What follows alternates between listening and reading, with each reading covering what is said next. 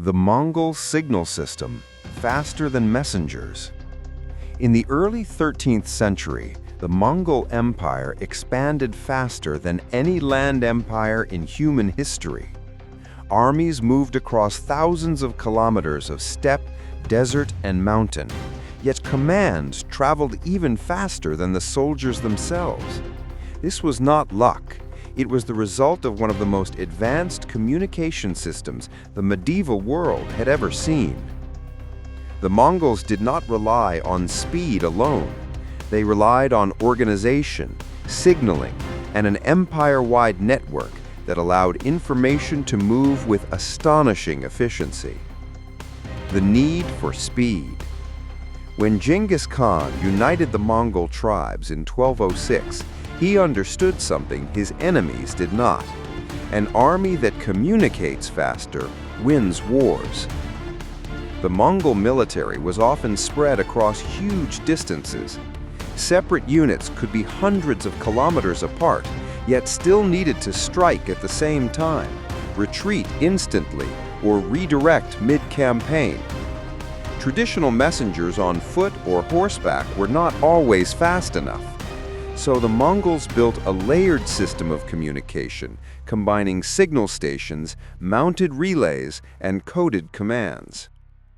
The Yam Relay Network. At the heart of the system was the Yam, a vast imperial relay network established under Genghis Khan and expanded by his successors, especially Ogedei Khan. The Yam consisted of relay stations placed approximately every 25 to 40 kilometers across the empire.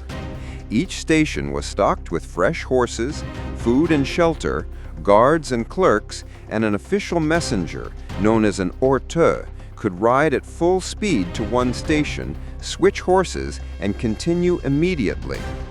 This allowed messages to travel over 300 kilometers in a single day, far faster than any normal courier.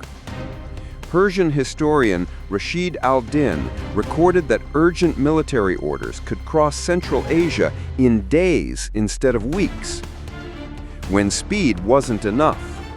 But even the Yam was sometimes too slow.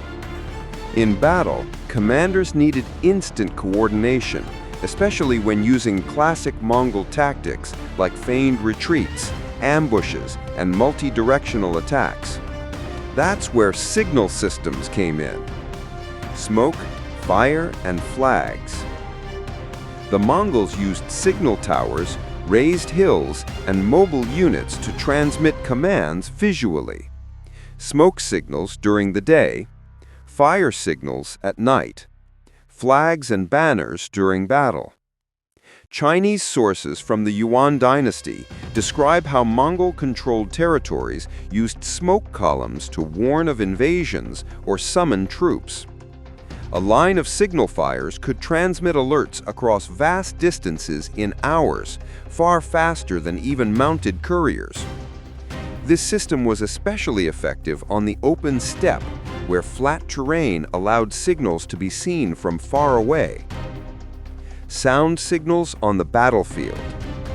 On the battlefield itself, the Mongols used drums, horns, and whistles to issue commands.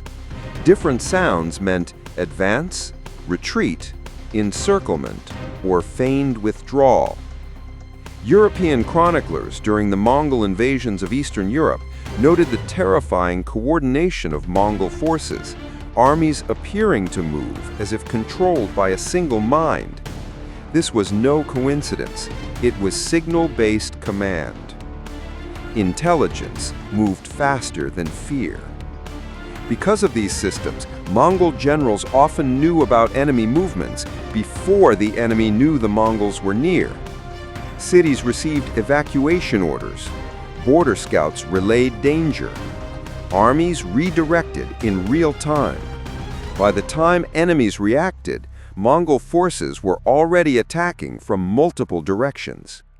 Speed of communication became a weapon. Marco Polo's observation.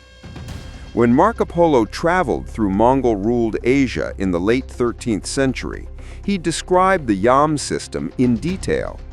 He marveled that an order from the great Khan could travel across the empire with greater speed than any king had ever achieved. What Polo witnessed was not just efficiency, it was state-controlled information flow, something Europe would not master for centuries. The legacy. The Mongol signal system influenced later empires. The Ottomans, Safavids, and even the Russian Tsars adopted relay stations modeled on the Yam. China expanded and formalized these methods under the Yuan dynasty. More importantly, the Mongols proved a timeless rule of warfare. Victory belongs not only to the strongest army, but to the fastest information. The irony of history. The Mongols are remembered for destruction, but their greatest weapon was coordination. Their signal systems allowed armies to strike simultaneously, retreat instantly, and regroup before enemies could respond. Long before telegraphs or radios, the Mongols built a communication network that turned information into power. In an age without electricity, satellites, or wires, the Mongols made signals travel faster than messengers, and in doing so, changed warfare forever.